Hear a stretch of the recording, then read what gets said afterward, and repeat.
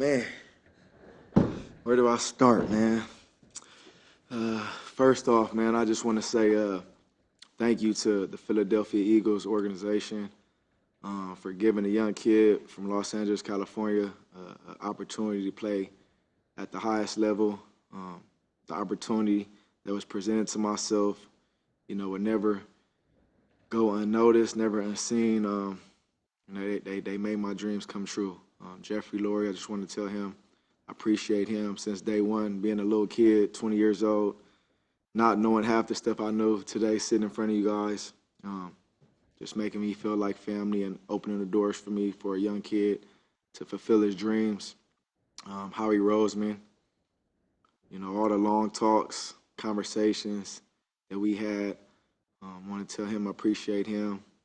Andy Reid, like a father figure to me, meant so much for me. I looked at him as like a second father in my life, and his success in his career, and just him teaching me so much. And Team Jackson, my older brother Byron Jackson, Travis, Derek, Booker, Coach G. Everybody that ever meant anything to me. My sister Adria, my kids, everybody that pushed me, my friends.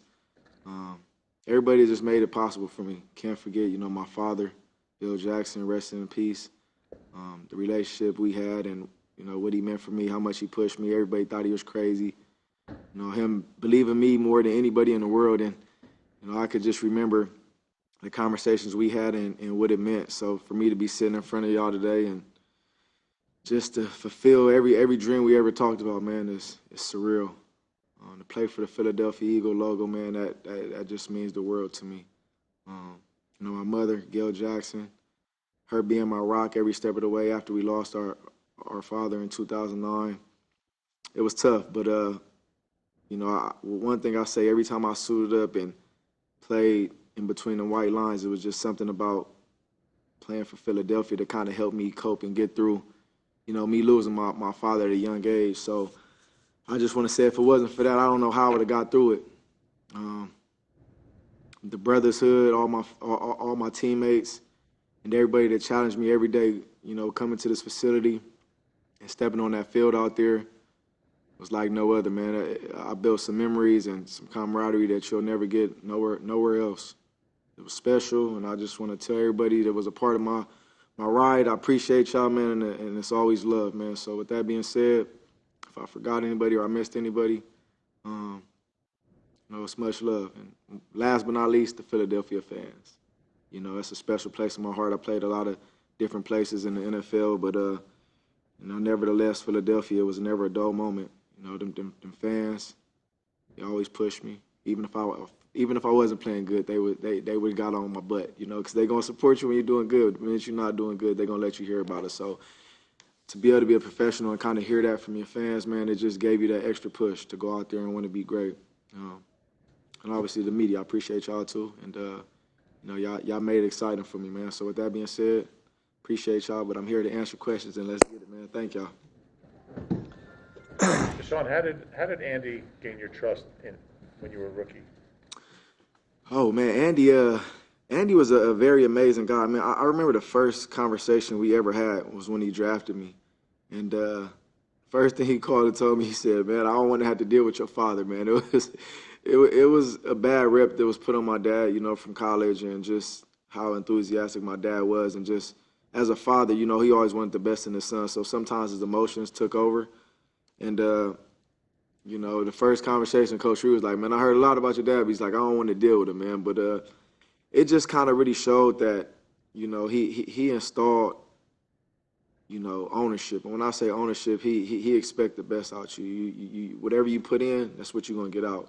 And as a young kid growing up and not really knowing what the NFL is going to present, from day one, he let me know, like, it's going to take work. If you work, you're going to get everything out of it that you want. And, the father figure part of it was, when there was times I was going through things in life, he understood the temptation. He understood, because he was from California as well. He knew I had the world on my shoulders. And at any given time, he could see it on my face. And I used to come into practice or come into work, and he was like, I could tell you going through stuff. He was like, man, when you come to work, all that stuff got to be out the window, man. You got to focus on ball. And I was able to understand that as a young age to say, sometimes if I'm going through something in my daily life, you can't bring it in here because, it's going to dwell on you. And, playing in the league and playing football, you got to focus on this because if you're not focused on this, you're going to be very distracted. Was there a turning point in your career when you got that message more than maybe another time and understood? I mean, there's a certain amount of maturity that it took for you to succeed at this level. Yeah, I think as a young kid, like I say, growing up, you really don't know the expectations of what it takes to play in the NFL, right? Coming from college, coming from the NFL, you're young.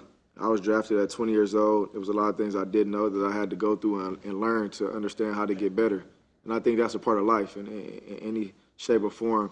And it was a lot of things when I came in the league that I definitely did that I probably shouldn't have did, you know what I'm saying? But how can you learn, how can you get better without going through, hitting your head on the wall or, running into a brick wall? Like, you're not going to be able to learn. So to answer that question, it's a lot of things that, I can't say I wish I would have did different, but I wouldn't have grown. I wouldn't have, had growth from them situations. So I think everything happens for a reason. And there's no perfect situation in life, you live, you learn, and the best thing I say is you get better. So once you make mistakes, as long as you can get better for the mistakes and you're not making the same mistakes, there's not no one perfect person in the world. If it was, I don't know what to say, but yeah, I think you live and you learn, you just get better. That's all you can do. DeSean, how much did you have to learn, and how much was just your great speed, your natural ability to track a football? I think, man, Merle, just to answer that, I think every day you wake up, still to this point, I'm learning. You can never get to a point where you never learn. You can always learn. You can always get better. For me, since day one, I always came in. I was undersized. I was always the smallest since I've been in Pop Warner. And for me, that gave me an extra edge. That gave me an extra confidence being, raised in Los Angeles, the things I saw growing up. A lot of stuff wasn't promised in my life. My parents didn't come from money. They all worked. They struggled to put, food on the table. So for me, having the mentality from my father to say, like, look, man, we know the odds, and they're not going to change. It wasn't like I was going to wake up and grow and to be 6'5". So with that being said, I had to work extra hard. And a lot of work that I did put in, a lot of people really didn't know because I didn't broadcast that. With Team Jackson, we always had a plan, and we always pursued that plan. A lot of people didn't believe in it, but that didn't mean I was going to stop working. I just got in the gym. I stayed on the field. I stayed with my track coach, and I knew, like, I'm going to be small, but if I can stay fast throughout all these years, I can prolong my career. So for me, I wasn't the biggest in the weight room. I didn't really lift weights. Like, you can ask teammates to play with me. Like, when it was time to go in the weight room, I used to lift here and there, and I used to be one of the first ones out the weight room. But at the end of the day, when it came to running and speed, I would stay on the track, and I stayed fast. So that was how I was able to stay, in the league for that long, to be able to stay fast. Sean, you gave us a lot of exciting moments, both here and other places. Mm-hmm. What is your favorite play as an Eagle, and specifically, what do you remember about it? Man, I got so many. Where do I start? Favorite play, man. I have multiple favorite plays. Honestly, in particular, one play was the punt return in 2010. I think that goes down in my book as one of the greatest plays ever. To be able to be in that game, man, I can remember going to halftime and, everybody's like, man, this game is over. I think it was like 31-10, 31-3. It was something crazy at halftime, man. I remember going in the locker room, Michael Vick, me, LaShawn McCoy, Jeremy Macklin, like, we all came in there. We was all hyped up. And you would have thought we won the game at halftime. And I remember Coach Reid looking at us. He always puts his glasses down and it's like, everybody shut up. Like, he just told everybody to shut up. And it was like oh, and we gave him attention. And he made a speech. And after that speech was made, and we riled up and talked again, and it was just something that just turned on. And we was like, man, we're going to come out here and we're going to win this game. And to be in a game like that, to be down at a deficit like that and to come back and to win, it was like the second half, it was nothing we could have done wrong. Like, after all the wrong we did in the first half, it was like that second half, there was nothing we could do wrong. And we came back and we won that game. And I just remember that punt return was like, I sailed into the end zone like an eagle, just kind of picked me up and flew me into the end zone. I tell everybody that. But and that was special, me losing my dad in 2009 and 2010, to have that game and I could just remember everything. Like, it just was surreal, man. That was for sure one of the biggest plays. What about that? I mean, I think you muffed the punt. You ran back 5 yards. Devon gave himself a concussion. Yeah. What do you remember about that play specifically? Can you sort of relive it for us? Well, specifically, I tell people a lot. I honestly didn't think he was going to punt that ball to me. I'm sitting back to him, 13 seconds left. I'm like, there's no way in the world he's going to give me an opportunity to catch this punt. So I can tell, like, when he kicked the ball, it was like he shanked it. Like, I can tell the way he was, like, trying to line up and, like, kick it out of, like, directional, kicking out of bounds. And a lot of times what people don't know, when them punters try to purposely kick it out of bounds, a lot of times they shank it because they're trying to purposely do it so hard to get it out of bounds. So it was like he almost, like, shanked it and it went off his foot and it, like, curved. So when the way the punt came down, it was an unusual punt. So by the time I'm getting it, it was almost like it kind of like curved in a way where it like kind of hit off my arm and like went to the right a few steps. But I say this too, when I fumbled, I purposely fumbled for y'all that don't know. When I fumbled, it made it perfect because when the ball went like 2-3 yards to the right, like everybody kind of shifted out their lane. So by the time I picked the ball up, I like stuck my foot in the ground and just hit that little gap, and then Jason Avant depleted himself, knocked the dude out, knocked himself out, and everything else was history. Hey, DeSean, you talked about overcoming your size. Mm-hmm. Obviously, undersized receivers today, not everybody's going to have your speed, but right. When you look back at your legacy in this league, do you think maybe you opened some eyes to give some smaller receivers a bigger sure. opportunity? 100%. I definitely like to take the credit. Before me, you can go back before us. There wasn't really too many receivers that. You have some, Steve Smith, Marvin Harrison, Dante Hall back in the day, but I think I really changed the game as far as like a guy under 6 feet, less than 180 pounds, majority of my career, to really be able to play wide receiver and play punt return and play it at a high level. I don't think, like I said, before me, there's not too many guys that really did it at a high level. You have some punt returners, but to play receiver and, be a number one wide receiver in the league for that long of a time and to still be able to have the playmaking ability to play punt return or to, get reverses, to come out the backfield, to play in the slot, to do the deep threat. To be an overall wide receiver, I don't think it's really too many before me that did it at that level. So I think I definitely started a trend. I'm blessed to be able to change the game for not for young guys, but the guys that are undersized, that are not the typical 6'2", 6'3" wide receivers that are both big, buff, and bulky receivers. So to say that, I definitely think I opened up a lot of eyes for GMs and, scouts to be able to say we're not going to miss the next guy that might be a smaller frame or shorter guy. Obviously, part of your story is playing elsewhere during the prime of your career. To be sitting up here today, to sign back in 2020, yeah. How did you move past that? How did I move past what part? Getting cut. Man, I look at it as being in the NFL, man, it's a business first and foremost. You know what I'm saying? And it's a shield. The NFL is a shield. It's a business. So with that being said, Philadelphia has always been home to me.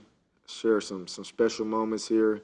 I could just remember my young self living in Morristown, living in Philly, moving back to Morristown when I came back the second time around. But, every time I was always out, it's nothing but love, have some friendships and some relationships that I will remember for the rest of my life, build some great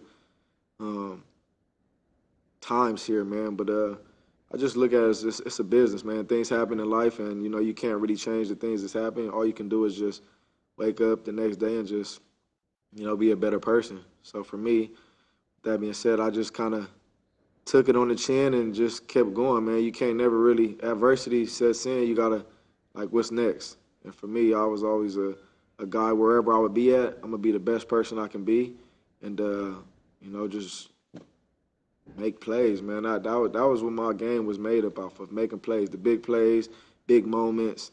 And I knew when I left, I knew if I continued to still do what I did, I hopefully can have a chance to come back and play here. I still kept in touch with a lot of guys here on the team.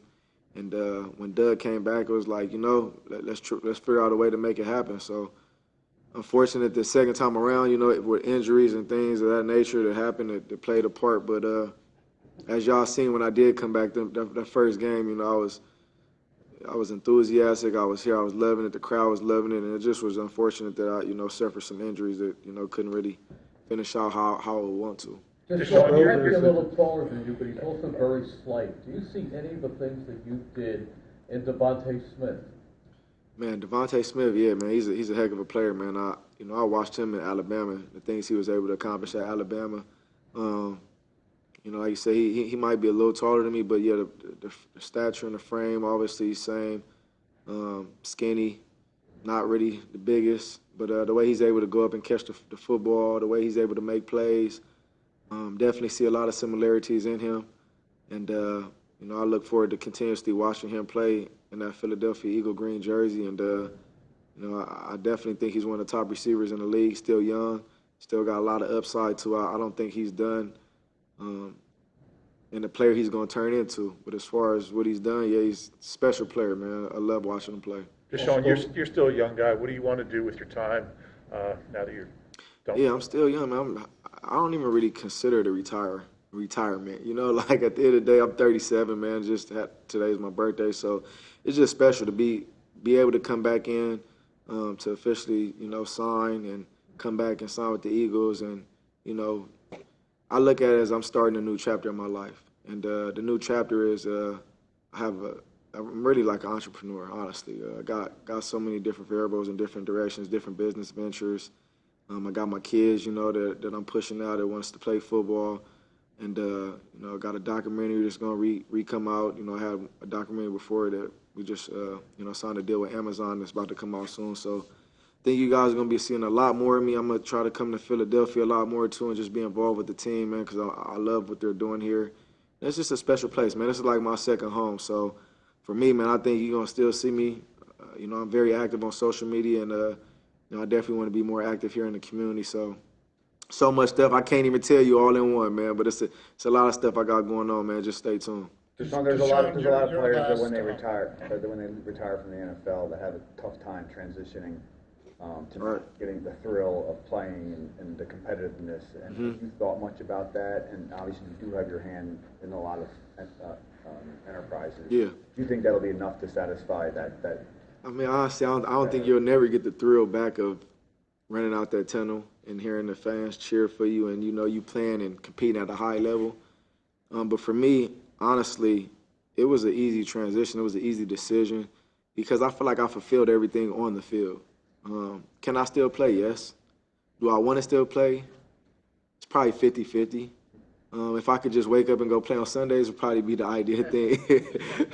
the Monday through Saturday is a little tough. But honestly, man, for me, it was an easy decision. And like I said, I don't have no regrets in life. I don't live my life on regrets. I live my life on the next day and just being the best person I can be, being the best role model, being the best father, being the best son, being the best brother, being the best friend, and just building relationships, man. I really feel like my life is destined to be able to make it from where I came from, and to be sitting in front of you guys' face right now, man, it really speaks numbers.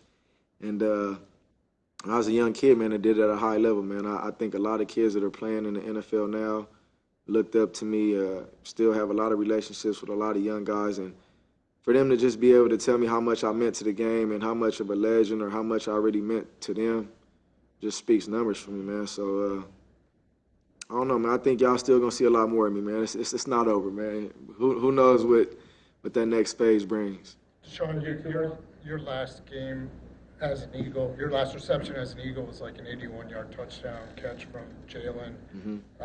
It was like maybe his third start. I was kind of curious, like, what you thought of him then and just, like, how you've seen him progress to where he is now and everything. Did you think that was possible? Man, did I think it was possible, man? You should ask Howie Roseman the same question you asked me. I think I was lobbying for Jaylen Herz back when we had Carson Wentz starting at that time when everybody was like, why would we pick Jaylen Herz in the second round? I remember we was at practice, and Jaylen he was actually like the backup behind Wentz. And we was sitting back, me, Howie, I think Alshon Jeffrey at the time. And Jaylen was actually going versus the starting defense because, as you know, when you're the backup, you go versus the one. So I'm sitting there watching him, and I'm just seeing him sling the ball, and he making crazy plays, and it was like, I look back at Howie, I tapped Howie, I said, Howie, I told you, that kid going to be special, man. And just to see where he's at now, man, one thing I can say, back when I was here, I want to say it was 2020, we actually trained in the offseason, and he came to Tampa. I don't know if those of y'all remember, but he came to Tampa, and everybody's like, why is Jaylen Herz training with DeSean Jackson? Like, why isn't Carson Wentz out there training? And it was actually, he just made it convenient because I trained in Tampa, and he came out there and trained with me, and we trained for like a whole week.